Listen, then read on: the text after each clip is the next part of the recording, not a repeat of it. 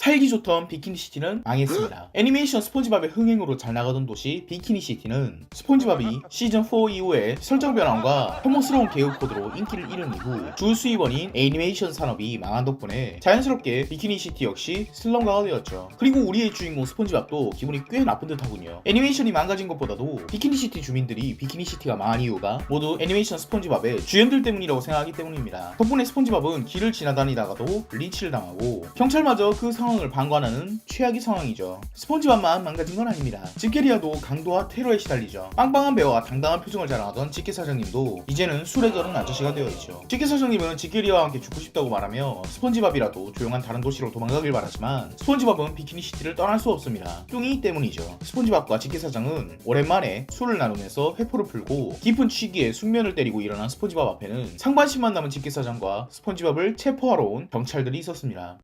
우리가 알고 있던 밝고 귀여운 등장인물들을 비틀고 박살내어서 진행하는 패러디물들이 있습니다. 원작 파괴물이라고도 부르죠. 특히 이런 원작 파괴물들은 어린 시절에 보았던 작품들을 어둡게 각색하는 작품들이 많습니다. 어른들의 동심어린 추억을 박살내는 2차 창작 작품들을 동심 파괴물이라고 부릅니다. 이런 동심 파괴물들은 캐릭터 붕괴나 스토리 왜곡으로 좋은 평가를 못 받는 경우가 대부분이지만 가끔 원작의 소재들을 적절히 각색시켜서 대작을 뽑아내는 원작 초월 작품들이 있죠. 앞으로 올라갈 3개의 영상은 동심 파괴 특집입니다. 참고로 리뷰는 아니고 소개해요. 그 첫 작품인 스폰지밥 U 에피소드의 스토리를 더 살펴보죠. 뚱이는 스폰지밥이 린치를 당할 때 스폰지밥을 지키려다가 감옥에 갇히고 맙니다. 그리고 스폰지밥도 이제 같은 상황이 되었네요. 비키니시티 교도소로 이송되는 스폰지밥은 어쩌면 뚱이와 만날 수 있을지도 모른다고 생각합니다. 감옥에 들어간 스폰지밥은 같은 방의 재소자 케빈과 만나고 독실하게 용왕을 믿는 케빈 옆에서 스폰지밥은 집게사장을 위해 기도합니다. 스폰지밥은 케빈에게 여러 번 도움을 받습니다. 케빈에게 뚱이가 병원에 있다는 소식도 들었죠. 케빈이 좋은 사람일지도 모른다고 생각한 스폰지밥 왕해삼에게 뚱이가 어디 있는지 물어보려다가 케빈에 대한 충격적인 이야기를 듣습니다. 뚱이는 케빈 때문에 병원에 가게 되었고 이번에는 스폰지밥의 차례죠. 케빈이 기도를 하는 이유는 용왕은 어떤 잘못을 해도 용서해주기 때문입니다.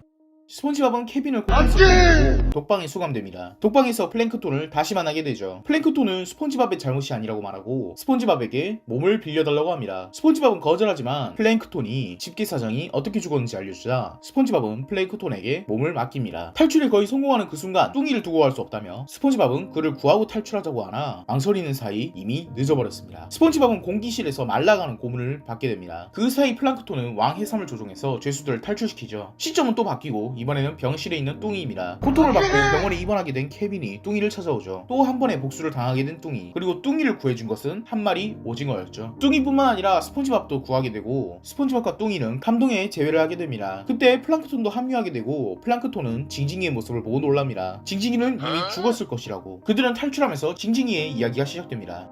징징이 역시 린치를 당해왔죠. 집게리아도 망하고 본인의 예술은 원래 인정받지 못한 데다가 이제는 비키니시티 주민들의 조롱까지 당하던 중이었어요. 이때 징징이에게 전화가 옵니다. 징징이의 작품을 모두 사고 싶다는 모아모아. 모아모아는 징징이가 작은 일을 도와주면 작품을 모두 사주겠다고 합니다. 모아모아는 집게리아를 철거하고 싶어 했고 모아모아는 징징이를 이용하기로 하죠. 징징이는 제안을 받아들입니다. 집게리아에 출입할 수 있는 징징이가 클라리넷으로 집게리아에 아무도 없다는 신호를 보내주면 모아모아가 기습 철거를 하겠다는 계획이었죠. 징징이는 집게리아에 아무도 없다고 생각했지만 사실 술에 취한 집게사장과 스폰지밥이 있었습니다. 그리고 그것을 모아모아는 알고 있었죠. 모아모아의 계획은 집게리아와 집게사장, 스폰지밥, 그리고 징징이까지 한 큐에 없애버리고 사람들에게 방송을 하는 것이었죠. 모아모아는 집게리아에 바다곰을 풉니다. 하지만 모아모아는 바다곰이 원 안에 있으면 공격을 못한다는 것을 몰랐던 것 같아요. 징징이는 집게리아의 테이블에 앉아서 살아남지만 술에 취해 자고 있는 스폰지밥을 살리기 위해 집게사장은 상반신을 끌어당겨 자신의 피로 스폰지밥의 주위에 원을 그리고 죽게 됩니다. 집게리아 안에 플랭크톤이 설치한 CCTV가 있다는 것을 알고 있었던 집게사장은 스폰지밥을 부탁한다는 유언을 남겼고 플랭크톤은 스폰지밥을 구하기로 한 거죠. 징징이는 자신 때문에 집게사장이 죽었다고 생각하고 집게리아에 불을 질러서 모아모아와 함께 죽으려고 합니다.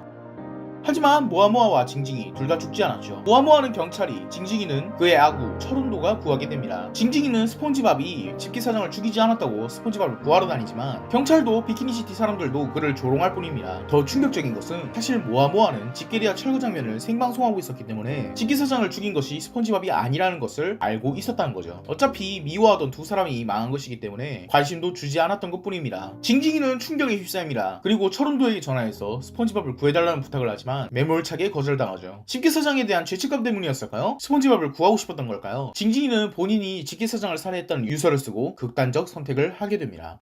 여기까지가 스폰지밥 뉴 에피소드의 30화 중에 16화, 거의 50% 정도의 스토리입니다. 이후에 탈옥수가 된 스폰지밥과 친구들이 쫓기는 이야기도, 살인마 부치에게 쫓기던 스폰지밥을 다람이가 구해주는 이야기도, 부치에게 붙잡혀서 뚱이가 죽게 되는 이야기도, 스폰지밥이 복수기가 되어 검은 옷의 살인마가 되는 이야기도, 최후의 모아모아에게 복수를 하는 이야기도 나옵니다만 원작을 봐주시길 바랍니다. 먼저 원작에 대한 패러디 요소부터 보죠. 이 작품의 패러디, 오마주는 타의 추종을 불허할 정도로 재밌거든요. 2화에 스폰지밥이 현미 시리얼을 쓰고 맡고 있는 것은 스폰지밥 93화 나는 스타야 편의 오마주, 플랭크톤과 함께 탈옥을 하는 에피소드는 플랭크톤이 처음 등장하는 3화에 대한 오마주, 스폰지밥이 고문을 당하는 공기실은 3화 새 친구 다람이에서 다람이 집에 놀러갔을 때의 모습, 고문 기술자로 나오는 퉁퉁이는 대사까지 그대로 씁니다. 특히 재미있는 부분은 최종 보스전이라고 볼 수 있는 모아모아 에피소드인데, 모아모아가 마지막에 자신을 살해하러 오는 스폰지밥을 막으려고 바다 코뿔소를 풉니다.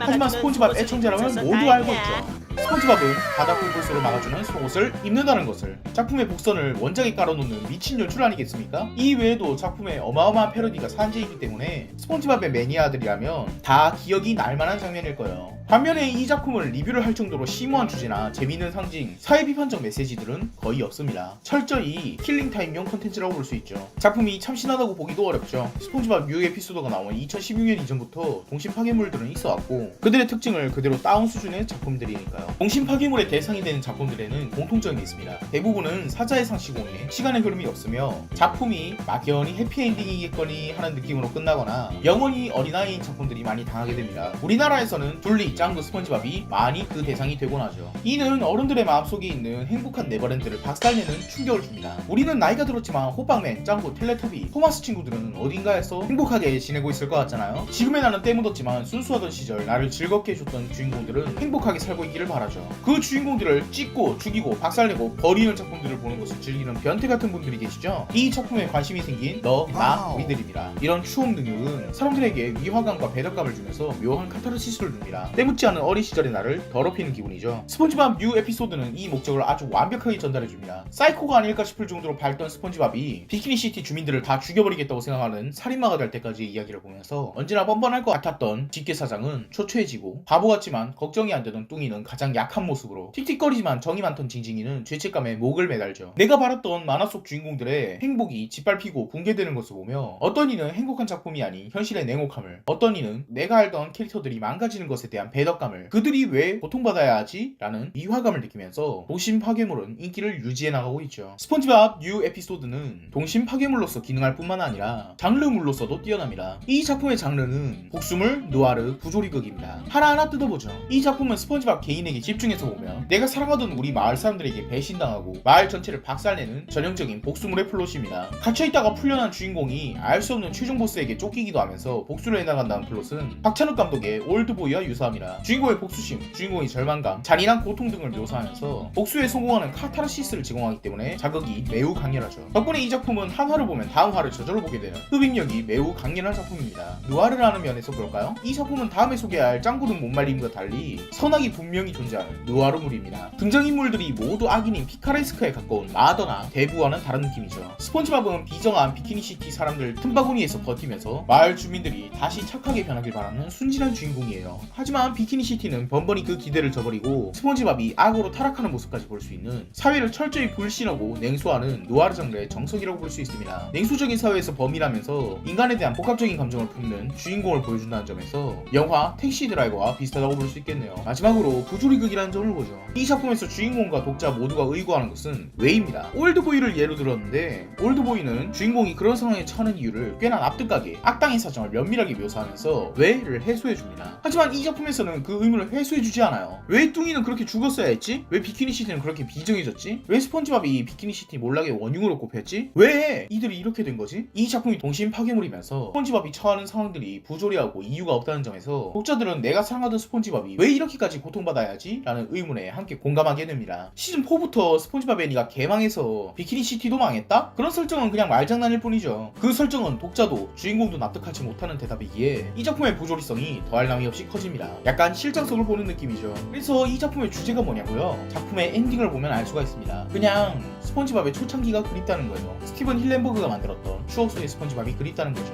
이 작품에서 스폰지밥이 이렇게까지 고통받아야 하는 이유를 시즌4 이후로 애니가 망해서라고 하는 이유는 사실 이런 함의를 가지고 있습니다. 내 동심을 파괴하고 있는 건 사실 지금의 애니 제작진들이다. 이 작품은 동심 파괴물이면서 오히려 지금 동심을 파괴하고 있는 제작사들에게 다시 돌아와달라는 이야기를 하고 있어요. 이 작품의 완결에 와서야 급하게 만들어진 엔딩이기 때문에 앞부분의 이야기들과는 아무 상관이 없는 관계로 이 주제는 상당히 얄팍하고 작품에 녹아들어 있지도 않지만 스폰지밥의 뉴 에피소드의 엔딩이 이렇게 나온 덕분에 작품의 평가가 훨씬 올라갔죠. 흡입력 있는 스토리, 폭발적인 감정선, 깔끔하고 쾌감이 있는 최종 보스전, 그리고 그 후에 나오는 스티븐 힐렌버그 체제에 대한 그리움을 녹여낸 작품이 되었습니다. 저는 스폰지밥 뉴 에피소드를 보고서 이런 생각이 들었습니다. 동심 파괴물을 그리는 사람도 보는 사람도 어쩌면 추억 속에 그 작품을 너무나도 그리워해서 보는 것은 아닐까라는 생각을요. 스폰지밥을 그리워하는 여러분들에게 재미있는 만화를 소개해준 영상이 되었길 바라며 끝까지 봐주셔서 감사합니다.